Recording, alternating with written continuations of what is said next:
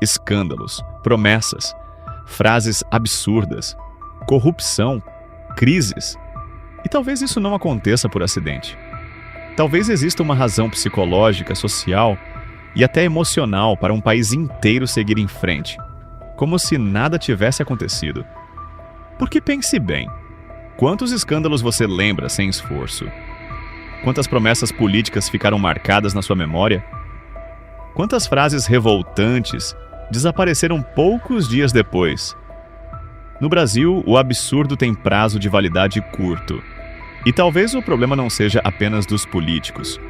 Talvez exista algo acontecendo dentro da própria população. O cérebro humano não foi feito para viver em estado constante de indignação. E no Brasil, a indignação nunca descansa.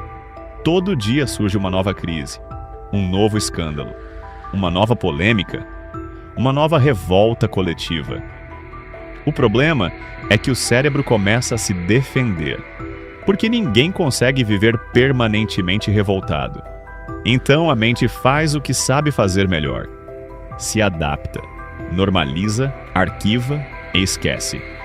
E é aí que começa um dos fenômenos mais perigosos de uma sociedade: a banalização do absurdo. Aquilo que antes chocava passa a parecer normal. O que antes destruiria uma carreira política vira apenas mais uma notícia. Mais um vídeo, mais um meme, mais uma discussão nas redes sociais. E amanhã já existe outro assunto, nem que produzido propositalmente como cortina de fumaça. E a internet acelerou tudo. Hoje, a informação disputa atenção com entretenimento. Um escândalo político aparece entre vídeos engraçados, memes, futebol, fofoca e publicidade. A indignação virou conteúdo. E conteúdo precisa ser rápido, porque o algoritmo não recompensa memória, recompensa novidade. Você não é incentivado a lembrar, você é incentivado a continuar rolando a tela. E quanto mais informação recebemos, menos profundidade emocional conseguimos manter. O excesso de estímulo cria fadiga, cansaço mental, dessensibilização.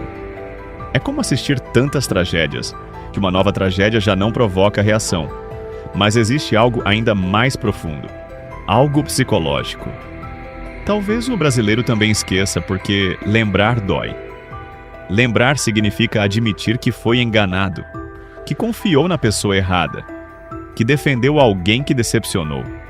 E poucas coisas machucam mais o ego humano do que admitir que estava errado, como abordamos num vídeo sobre dissonância cognitiva. Por isso, muita gente prefere relativizar, justificar, mudar de assunto, ou simplesmente esquecer. Isso acontece em todos os espectros políticos.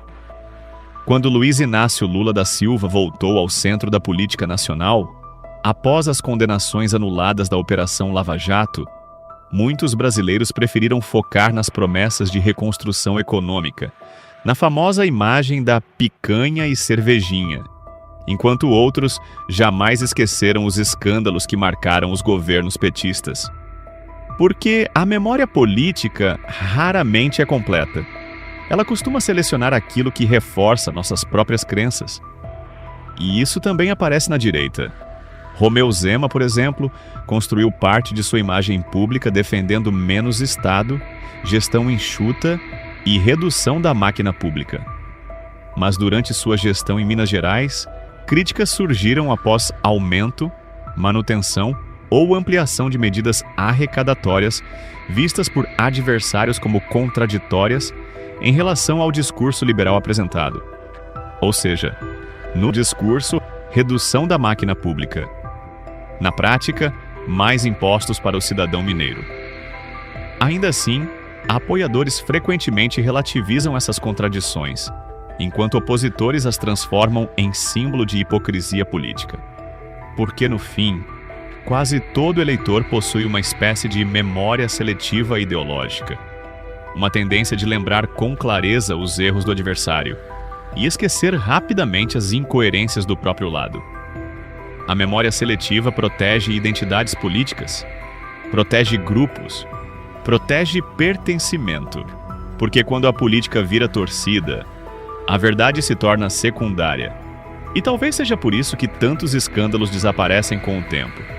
Não porque as pessoas desconheçam os fatos, mas porque emocionalmente seguir em frente é mais confortável do que encarar a própria frustração.